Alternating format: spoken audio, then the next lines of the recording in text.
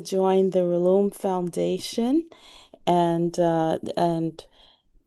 our guest presenter, Sister Dolores Maxwell of Foundation Church.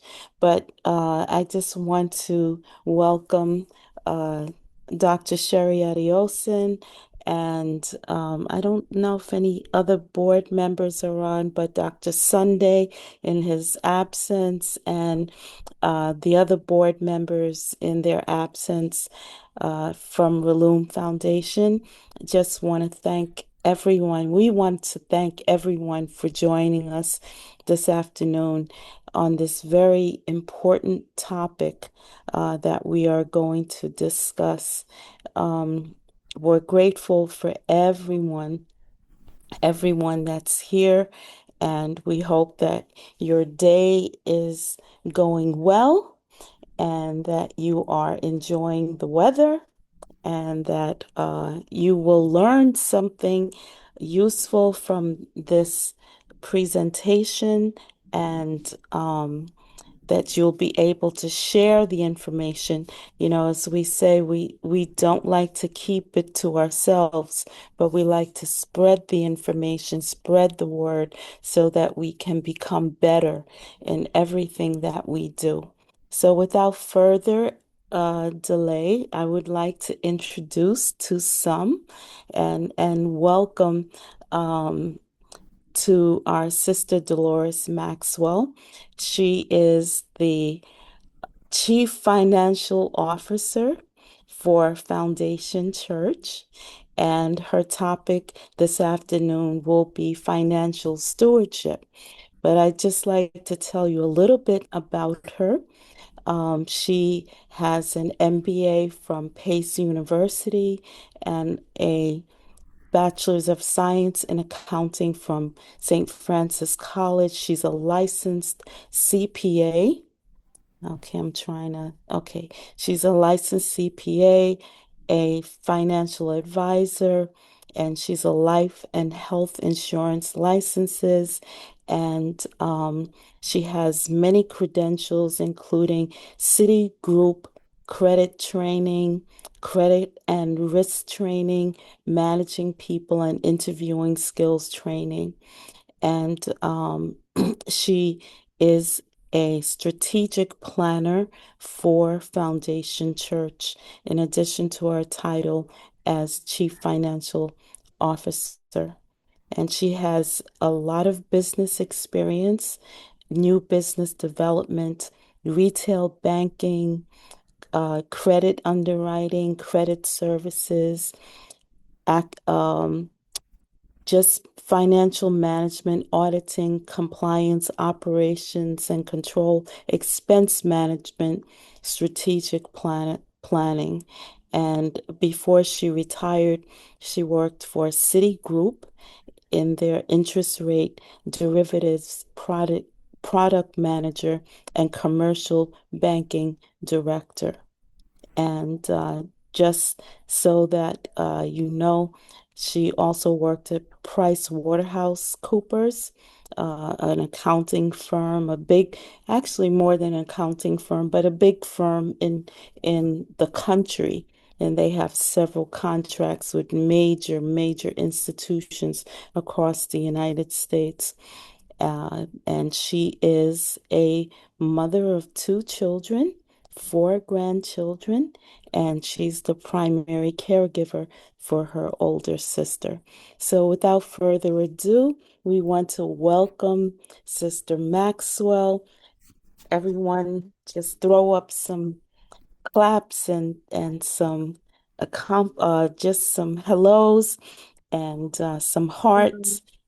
And we want to thank you for taking this time out just to speak to us about financial stewardship.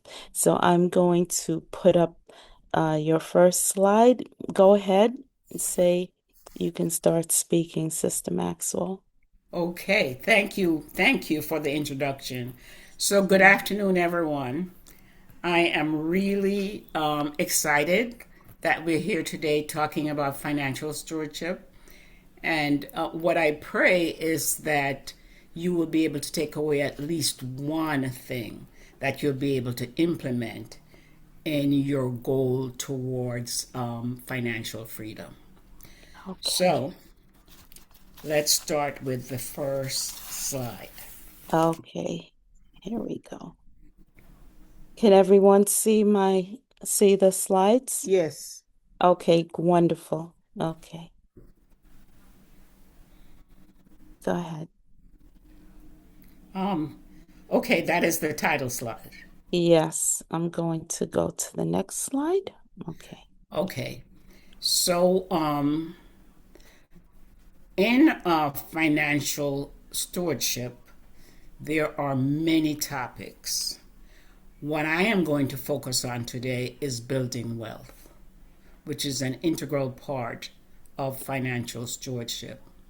So, building wealth means, when I say building wealth, I'm not talking about becoming a billionaire, trillionaire, or even a millionaire. I am talking about having sufficient funds to manage your day to day lives. So that includes, $1,000 to start an emergency fund, or being able to build a 6 month emergency fund, which is an awesome place to be. Being working towards being debt free, saving towards buying a house or starting a building, either starting your retirement savings or adding to it, maximizing it, being able to be awesomely generous, and leaving an inheritance, or even more importantly, a legacy for your a financial legacy for your children, because you've taught them how to be good stewards of their money.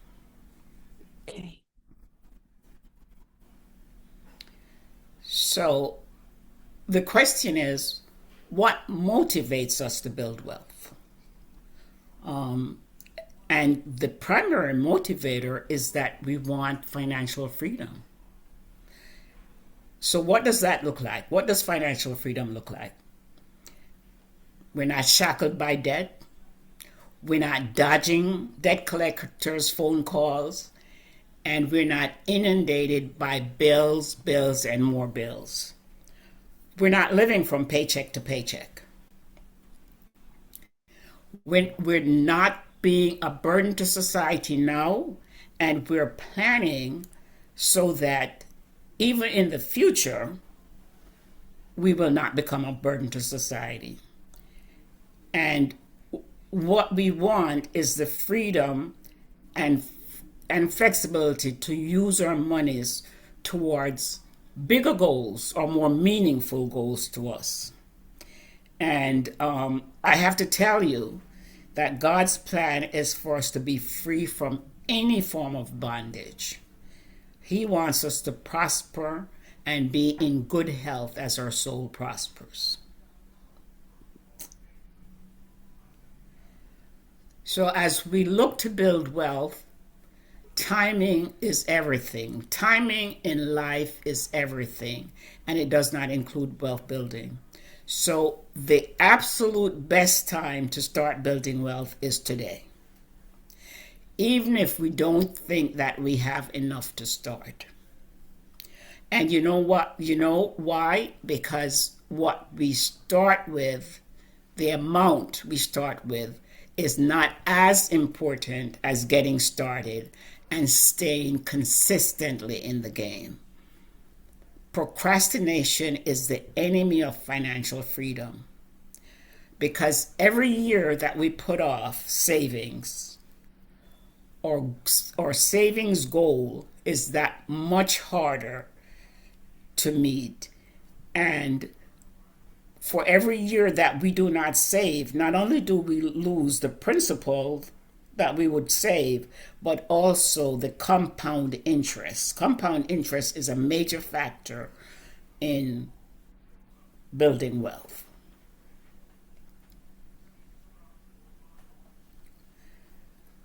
So I said before that the best time to start is now. But I wanted to look at some age groups to show you that they're the most opportune time to start building wealth is when we're young. And if we start at this time, we're not depriving ourselves as most of us think when we're young. We're not living cheap, but we're making the decision to build a more secure future. So the ages 21 to 35, I would say, is the most opportune time to start. Why did I select this age bucket? Because at 21, we're fresh out of college. Hopefully, we haven't developed high spending habits, and we have not maxed out our credit cards. Because, on college campuses, they market credit cards to young people who has no idea about money management. All they know is to spend. So hopefully we're not at that point. And the reason I say this is the most opportune time to save is because we have a lot of flexibility at this age. We can continue to live with our parents. If we're not living with our parents, we can move in with our parents, because shelter and utilities are, I would say, the major part of expenses. Then, with all of the other benefits of living at home, I would say we could save up to 70% of our after tax income.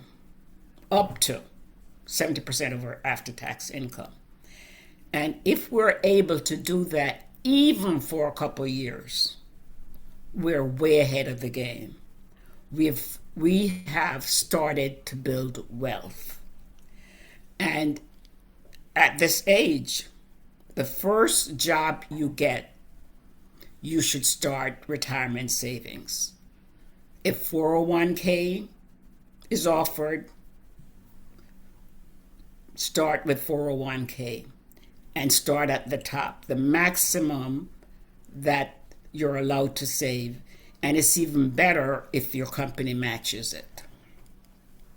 So if we do that in that younger age bracket, then when you get to your 30s, you're just building on what you started. Your money's already working for you. You're free to consider investments. It would be wise to talk to an investment advisor. See what your investment options are, and don't leave anything out. I would include thinking about real estate investments. That is absolutely one of the best investments you can have. The markets go up and down, and they're excellent investments. Not good if you try to be a day trader or try to manage your investments yourselves, because the professionals know when to get in and when to get out. So we should take that opportunity of that. Real estate only goes up. There are years when real estate comes down, but it always, when it comes back at a higher level than before the market crashed. So a lot of people who have found themselves quite wealthy have real estate as a part of their portfolio. The next age bracket, 56 to 65, I call that an outflow period, because your kids will start going to college. If you started having kids young, they'll start going to college, And by the way, it's 36 to 55. I didn't notice that until now, not 36 to 35, the second stage. Um, so, some parents, their kids start going to college when they're in their 40s, and some start later. But all in all, the age bracket 56 to 65, that's outflow. So hopefully, prayerfully, you have built up enough wealth before your kids start to go to college. Part of your savings should include college savings. So at this point, you're not going into debt because you've planned and saved. And I always say, pray that your kids are smart enough so that they get scholarships. Then when we talk about retirement age, the major question that people are asking now is, can I retire? Can I afford to retire? If we build wealth, that would not be a question for us. The question would be more like, can I retire early? What age should I retire? But not, I can't afford to retire because I didn't build up savings. Okay? So, next slide. Okay. So, here's the question. How do we attain financial freedom? The Bible says, without a vision, the people perish. So we have to have a vision. We have to have a vision as to where we want to be. And that vision must be backed by a plan. But the vision and the plan is not sufficient. It has to be supported by discipline. We have to do something. And that discipline allows us to take control of our money one step at a time. Getting control of our money is absolutely the most important principle in financial freedom. If we don't have control of our money, if we don't know where our money is,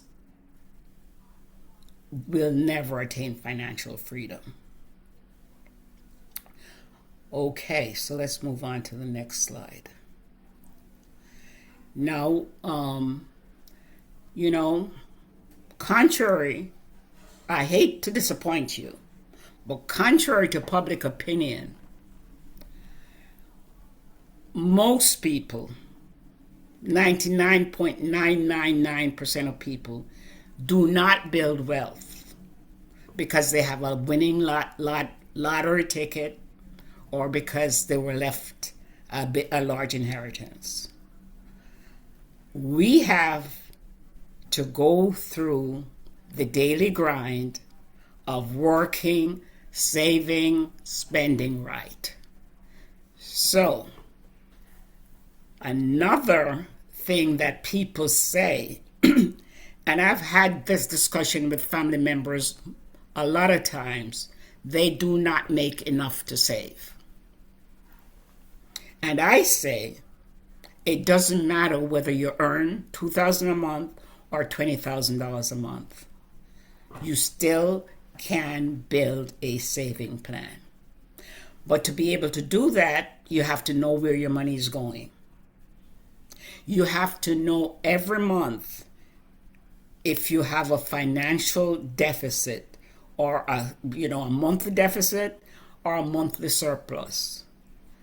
And if you budget, and there's so many budgets out there, if you budget, then you will be able to know where every dollar is, account for every dollar.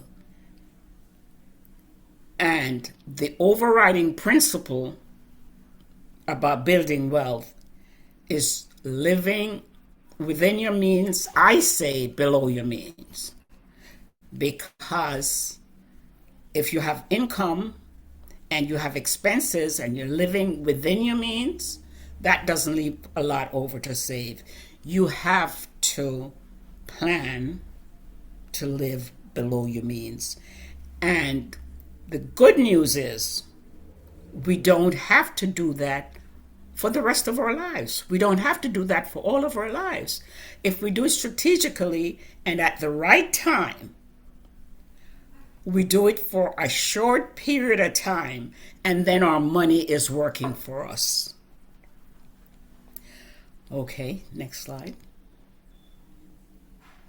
So, before I move on to the next topic, which is income, what I'd like to do is pause here for a few minutes and see if there are any questions on what we've talked about so far.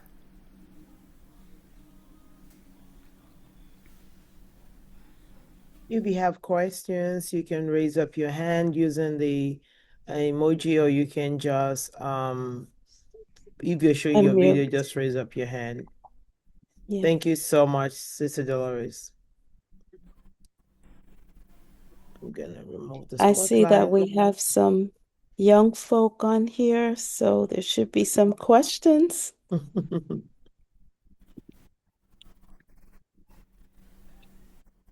Let me Okay. see. Or maybe you have a different point of view, you know.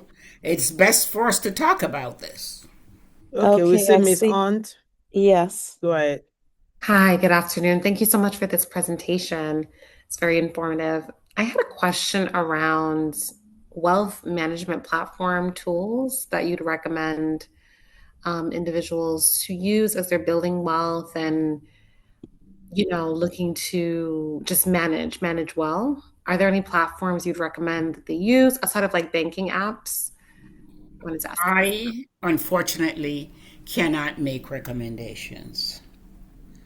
The one recommendation I can make is for you to meet with a financial advisor at no cost and go from there. Just hear what they have to say. There's no cost to that. But in terms of making recommendations as to what tools to use, unfortunately, I'm not able to do that. No problem. Thank you so much. You're welcome. Just there's so many apps and so many instruments out there that are vying for our money. Okay, because that's the end objective for those people that are building the different apps and the different um, tools. They have a vested interest in capturing some of your dollars as well. So it would be unfair to recommend one over another. But as Sister Maxwell has said, that if you meet with a financial advisor just to hear what they have to say in terms of um, where you are and when you sit down and discuss your personal situation and where you are and where you would like to be, then you can go from there and determine what would be good for you or what might be, best a good tool or good or best practice for you to have. Yes, Sister Rosie? Sister Rosie, you can unmute. She's unmuted. She just needs to speak. Okay, maybe there's something going on with her audio. We can circle Okay. back to her later. Okay, I Sis see. Lisa, Go ahead. Sister Lisa, please unmute and go. Yeah, hi, Yeah, good evening, everyone. good evening. I don't know if my question is a question with a question, but you sparked my interest when you said that the best way to invest is real estate. And living in these times now, do you still feel that it's best to that's the best way to invest? And if so, why? Real estate is always a good investment. Now, there's some things that we should consider before we invest in real estate. And, you know, the three things that we should consider when we're investing is location, location, and location. I spoke to a real estate broker recently who said that, there are no slums in New York anymore. There are no bad locations. This morning on the news, they talked about the fact that the Bronx is the least expensive place to live. The real estate follows. Their real estate are at lower values than other boroughs. So if you think about real estate, then you have to think about how much you have and where you can maximize that. Probably not Manhattan, probably not Brooklyn, some places in Queens. Everything takes work and research. Definitely in the Bronx, some places in Lower Westchester, but there always finds, and real estate, as I said before, the real estate market will go bust at times, but when it comes back, it always comes back at a higher level. And I've been tracking that for over 40 years. So it's a good investment. But not every real estate investment is a good investment. So that's where you have to have good advisors and you have to do research because nothing comes without work. Did I answer your question, Lisa? Yeah, thank you. I guess I was looking at it from a statistical standpoint. They're saying that you know, today people are more or less more real estate rich, but they financially poor. So I guess I was looking at it from that aspect. But yeah, you answered my question. Thank you. That's interesting. People are real estate rich, but they're financially poor. Yes, yes. Well, they haven't leveraged their equity. Mm.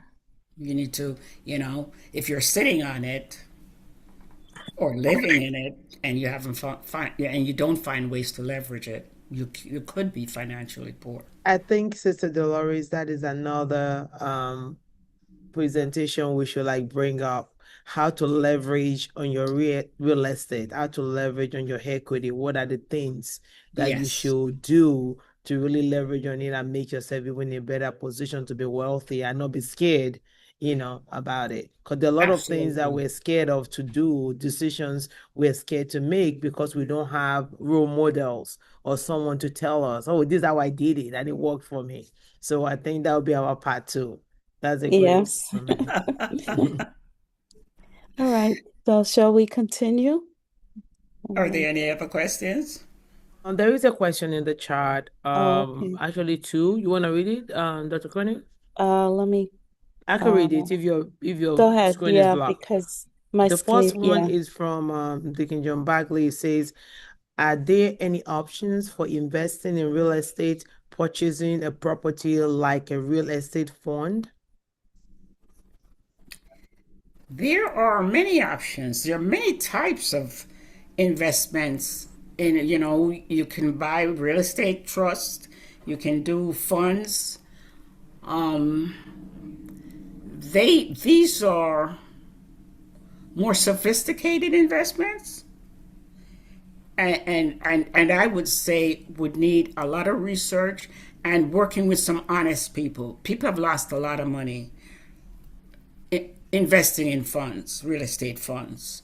I mean, you can lose with anything that you're investing in now. The potential to be scammed is so high that you really have to know who you're working with and do your research, do your legwork. Okay. Then another question from Sister Mona DeBerry is getting a real estate license, could that be part of building wealth? Like, I guess to sell real estate or become a broker or something like that. That is actually excellent because if you're in the market, you will see more opportunities. A lot of real estate brokers own several pieces of real estate. Okay.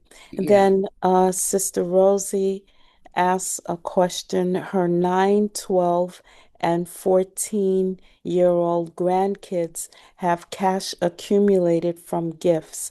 As a grandparent, what do you recommend I say put in a savings account? And that is her question. Start with a savings account.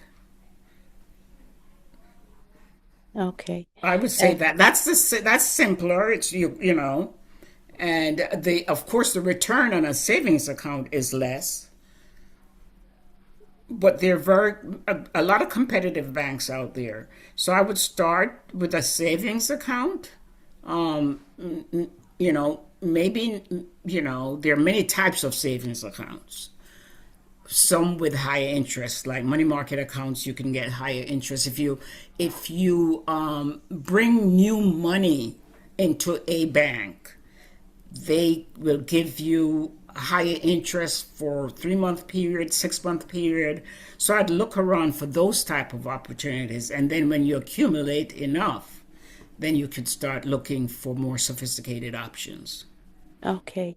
And then just to circle back from what Dr. Sherry said um, or was mentioning, when we think of real estate, we think of like real estate, like buying a house or buying a piece of commercial property, a building or something like that. But there are real estate investment trusts. So there are funds out there like mutual funds, etc., that invest in real estate. So you are not directly owning a piece of property and maybe dealing with rental income and things like that. But as part of your finance portfolio, you can be vested or have funds in an real estate investment portfolio. But as Dr. Sherry said, that could be part two of a discussion. Today, we just want to introduce the topic. Then another question in the chat is from Deacon Bagley. What would you recommend as a seed gift for a new baby? A seed gift for a new Yes, baby. yes, Wow,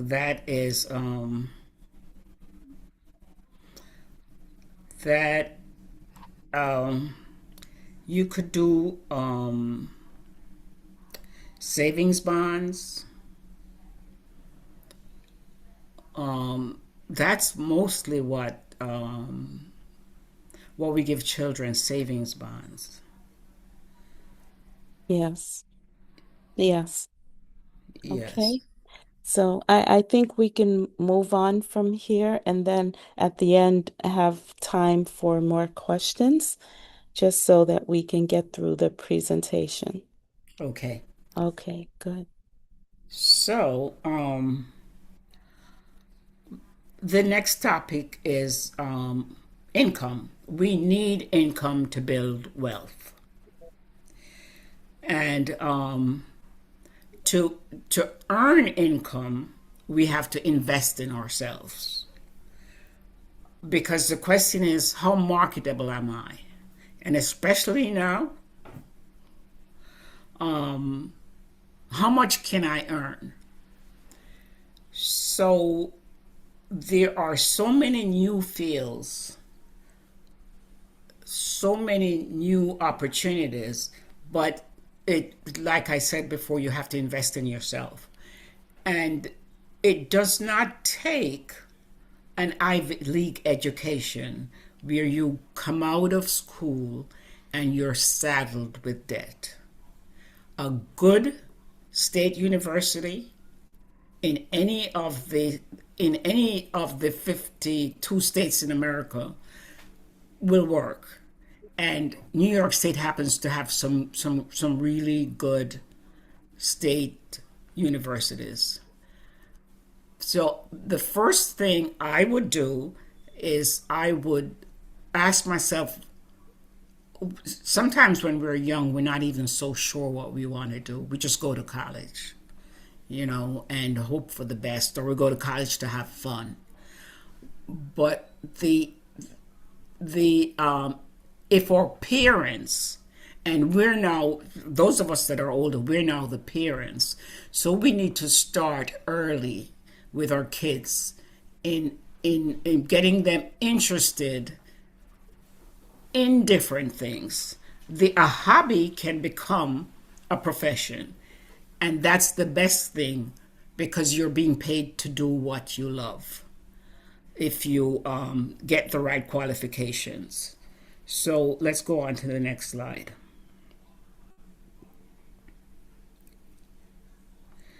Okay, so now you've invested in yourself, you're marketable, you're competitive, you got a job, you're on your way to building a career.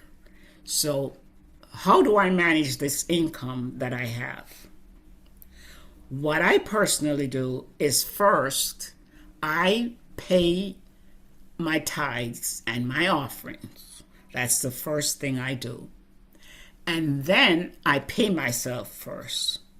What is paying myself first? Paying myself first is savings.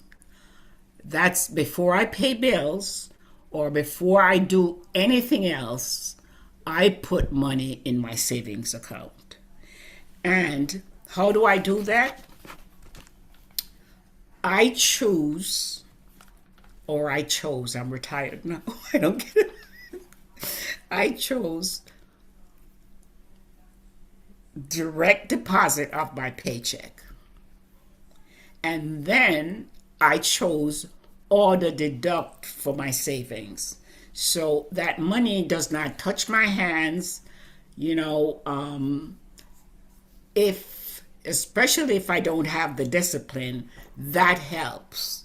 It goes straight from my employer into my checking account, and then there's the auto savings. That helps tremendously. And when I say avoid lifestyle inflation, what I mean by that is sometimes we think that if we get an increase or a bonus, that I deserve to spend more on myself. We do not have to keep up with our earnings in terms of our increases. If I get a $10,000 increase, that means that I'm going to go out and spend that $10,000. Sometimes we try to spend that in 1 month, driving ourselves crazy. Continue living as you were and save the increases. You won't even miss that because you never had it. So now that goes into the bank. It takes a lot of self-control. You're not depriving yourselves.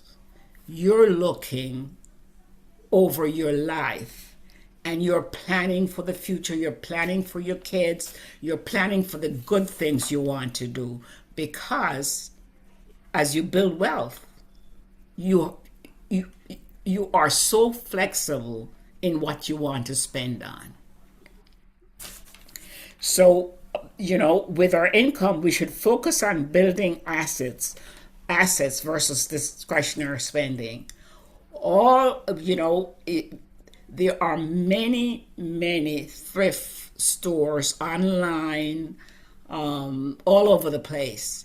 And if you look at what a second-hand item, the value of it depreciates so quickly. So if you spend, you build assets, build your bank account so that you can buy property or so that you can invest in the market, it's better than discretionary spending. Choose to invest rather than to purchase assets that depreciate. I always say, my first car that I bought was a brand new car. And I learned because that car was stolen. And I was shocked when I found out the value, what the insurance company would pay me. So from then, that was my first car. From then, I have only bought used cars. I let someone take the depreciation because the minute you drive out of the dealership, it depreciates 30%. So I let someone take the depreciation and then I buy the car. When you buy quality. When I buy quality. If I'm buying appliances, I'm buying appliances that would last for a while. If you own a home and you're buying a boiler or investing in an HVAC system, that's the time to spend to buy quality because in the long run you save money. Less expensive, less well-made things tend to fall apart sooner. Okay. So that's the income side. Let's talk about the expense side. We've heard if you're a foundation or Bethel Bible Gospel member, you've heard about living below your means. We've heard it. So much so that we get that guilt feeling when we go out to shop and we're shopping. We're living above our means. So we do not have to max out our income to live well. We can live well. And I know about that because I live well while being able to save. Avoid impulse purchases. There's nothing that I have to have. Nothing. I don't have to have it. If something says for sale, and I've tested this with the department stores, they put up a for sale sign and we get suckered into thinking it's for sale. If you are able to see the history, most of the times they raise the price and tell you it's a sale. Psychology, sale, you run in and you buy it. The next thing to consider is every purchase that you make, you should have budgeted for. So is this purchase in my budget? Did I budget for this vacation? Did I budget for this car? No, there are certain things that will break down and you have to replace it. And that's what an emergency fund is for. But apart from that, every item we purchase should be a part of our budget. And when people come to me for counseling, I usually say, just bring me all of your receipts for a month. Your checks, your receipts for a month. And usually when you look at this expenditures, they're for garbage things here, nothing of real value, but people just spend. When I was younger, I would have my tokens, I would have my lunch budget, and then I took out maybe $25 for the week. That's expenditure. So we're not talking about in recent times, no. And that's it. I'm not spending $1 more than that. Everything is budgeted. And first of all, I go to work where they make coffee so I can have it free. I bring my lunch to work and put, because the company buys a refrigerator that we can store our lunch. And one thing about that was that all of the executives would that make the bigger bucks would put their lunch in the refrigerator, but the assistants, the secretarial staff, they would go out and buy lunch every day. They would spend that money. So there's a, what is your value? What do you want to achieve? And they were always broke. So account for every dollar, know where it's going, get a good budgeting tool, and use that. Another question is this the best use of my money at this time? So I'm done. You can go back to the Okay. other. You can go back to the other stuff. So, having talked about expenses, building wealth doesn't work without a vision, without a budget. It cannot work because you don't know from week to week or bi weekly or monthly, however you get paid, what you have in terms of funds and what you don't have. So, it can start out being tedious until you get the hang of it, but you have to give it a shot. Record keeping. You save your receipts or you journal your purchases.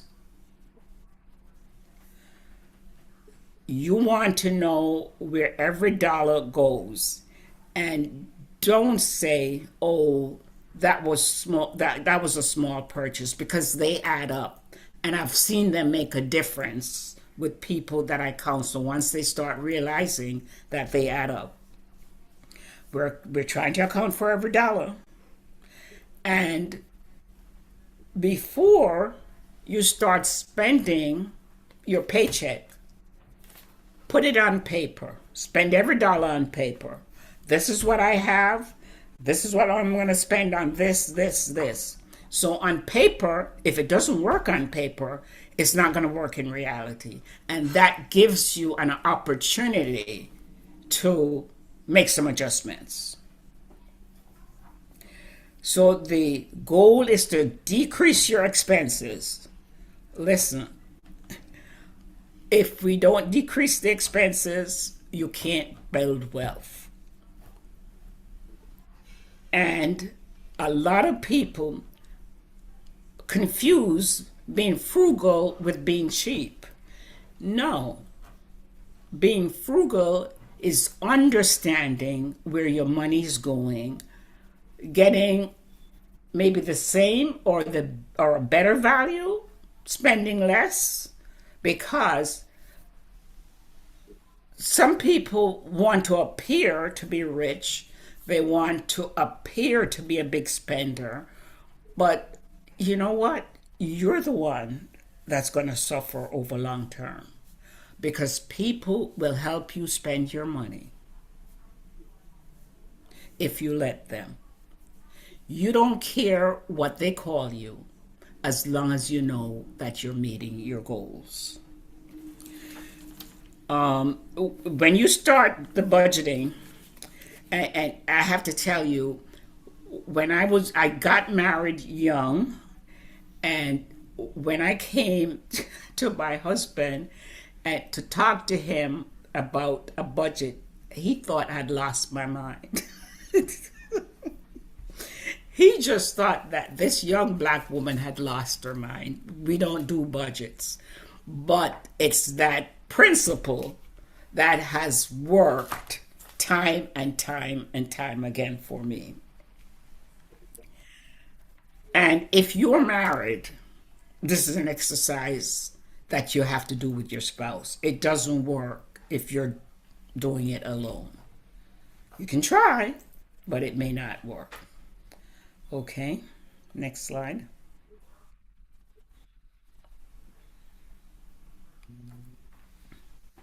So, with everything, building wealth is when you're building wealth, you're building a new future with your money. And it's like building a home. You have to lay the foundation. So, what is the foundation in building wealth?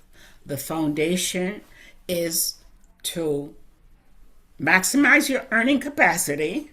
We talked about that. And then minimize your spending. That's the foundation. You have to earn money. You can't build wealth without money. So that's the foundation. You earn money. Then you frame the house. You put up a frame. Pastor Kev knows about this. We're doing that right now.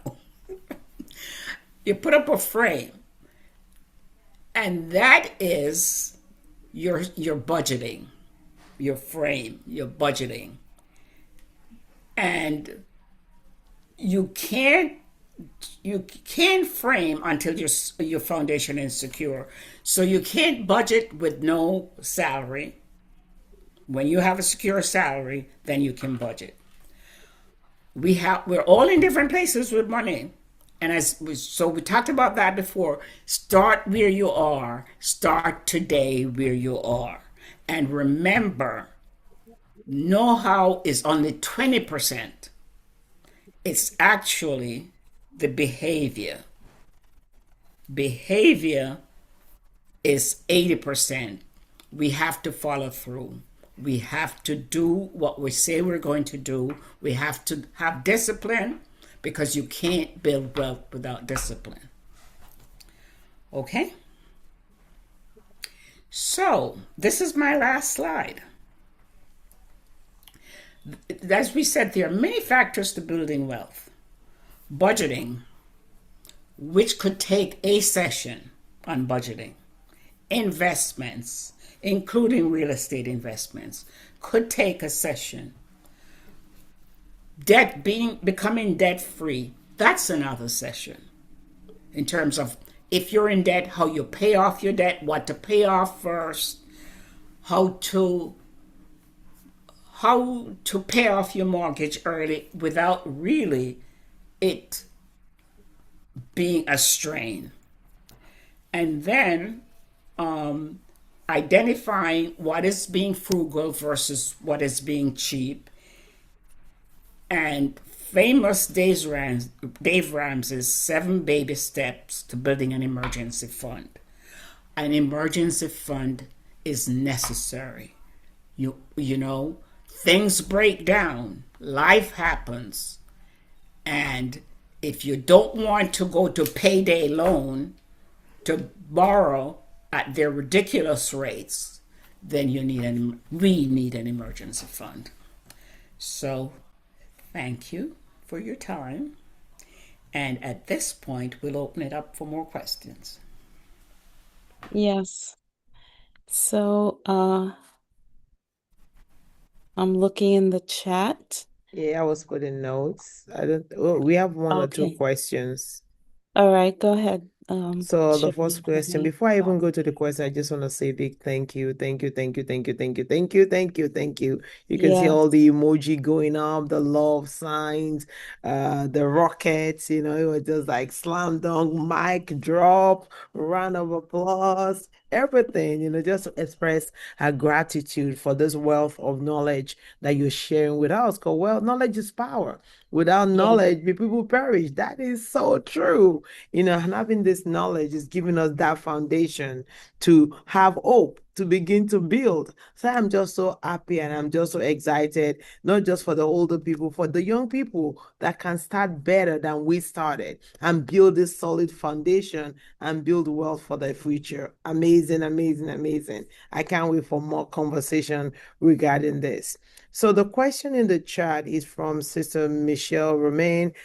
Oh no, that's just a comment from Brother Dolores. Will you recommend mutual fund as part of your investment vehicle?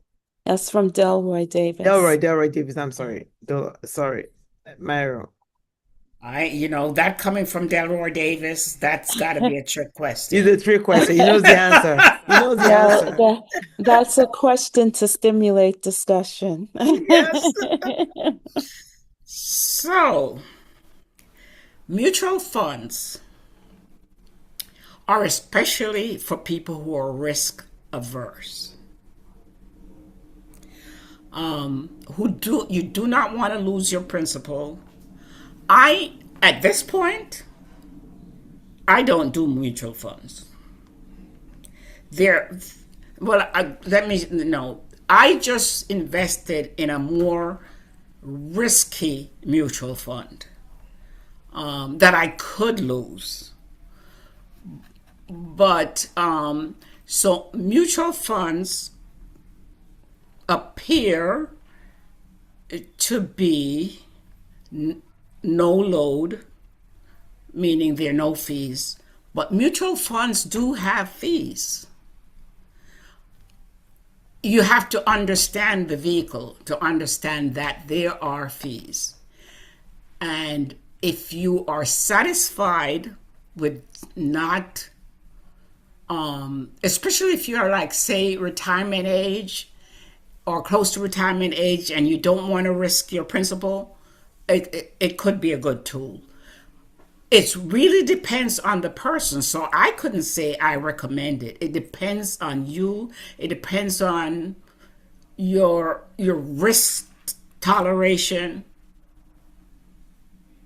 I'm still out there taking risks. So that's what I would say, Delroy. Okay, so I guess there's many principles of investing, and one could be considered I think a lot of people have heard of dollar cost averaging. So it's, a principle where you invest your money, whether the market is high or the market is low. At some point in time, everything will even out, and you will not lose. You may lose in the interim, but over the long term, uh, that's where you will gain. And I think one of the principles that Sister Maxwell was talking about, especially with the young folk, is that you need to start your investment process as soon as you get your first job so that you can build, you have years to build over build up your wealth over time, because that's your advantage is time. So if you start as a young person, then you have that opportunity over years to build. But no matter when you start, you still have an opportunity. But it is best to start when you are young. So, other questions, we can unmute and or raise hands and uh, ask questions, have discussion. It sounds like Michelle has a question. She's unmuted. Michelle, go Okay. ahead. Okay. Good afternoon, everyone. Apart from the emergency fund, or let's say you have a house and you know you need to put money aside if there's something that is broken, you need to have it fixed. Apart from that, what about gift giving? Which funds would you categorize you put it in? And when you do give gifts for birthdays, for weddings, in which area would you put that in? What do you mean by when you give? Because you're giving the gift for Yes, so birthdays. because you said we budget, yes, we are budgeting, but there are times when you give gifts throughout the year where you Mm-hmm. and it's not an emergency. So you will have to set up a special um area for that one for because that is not, you know what In I'm your saying budget, as in part your of your budget. budget. Yeah. Hmm. Mm-hmm. As Right. part of your budget, like you have Mhm. utilities as part of Right. your budget, And you um, add. Mhm. food, groceries as part of your budget, and then you would set up a category called gifts or gift giving as part of your budget so that you don't exceed that. And so, Sister Michelle, Mhm. for people who have built wealth and they want to start giving Mhm. larger gifts, is that what you're talking about? Well, yeah, but the thing is also for young people, because I have seen young people and I have young people in my family, they are always going to a baby shower and all these parties. And so, but I know they have to bring a gift. But I'm saying when it comes to that, would you put it like it's not an emergency, doesn't go in an emergency fund? Whereas, if you have a home, like we stated before, you need to put that money aside for, let's say you were to have an accident Mm-hmm. and you cannot work, that's emergency in itself. Yes. But I'm just saying in terms of giving out gifts, every time you have, no, I'm saying every time that I'm looking at my niece and she's going to a party and she has to bring this gift for this person, may have maybe about in a month, maybe four. So this is what I wanted to find out. Wow, How do she's you very go about popular. right, right? And they have so many friends. So every time and so and Well, they give wonderful gift, which is good. yes. But I'm just saying, in what area do you put that? As A, Dr. a Quinn said, savings you have account. to put it. A Okay. savings account. You wouldn't want to tie Okay. that money up. Mm-hmm. You put in a savings account, you get a little bit of interest on it, Right. or a money Okay. market account. Okay. Yeah. Because I would hate to think they're using their credit card to buy gifts and then it accrues Mhm. with the interest rate. Yes, So yeah, that's what my thinking was, because Yeah. I yeah, was always frugal. Thank you, Lord. That's where I am right now yes. at But that's retirement age. something, Michelle, that you can teach your niece. You can Mm-hmm. say, okay, I observe that you are spending a lot of money in this particular category, that Mm-hmm. maybe you can sit down with her and discuss capping the amount of money that she's spending on that particular category Mm-hmm. so that she's not, um, you know, uh, going over her budget for that Right. category. Maybe for each gift, determine a cap on how much money she's going to Mm-hmm. spend and Mm-hmm. not go above that. But Right. you can sit down and have that discussion with her because if she's just constantly buying very expensive gifts and it's like she's setting herself on fire to provide for something else, but in the meantime she's not taking care of her, she's not doing self-stewardship. And Mm-hmm. this is something that we've talked about in the past. So it's not only financial stewardship, but it's self-stewardship. Did I Mm-hmm. take care of myself and Mm-hmm. my needs and what I have to do in order for to preserve my future? Yeah. Okay, and it's not being selfish, Mm-hmm. okay? And that is something that we've also talked about on this platform. Self-stewardship is not being selfish. Mm-hmm. Okay? It's not being selfish. It's Mm-hmm. being wise. It's being uh, a good steward of what God has given you, the resources that He's given you.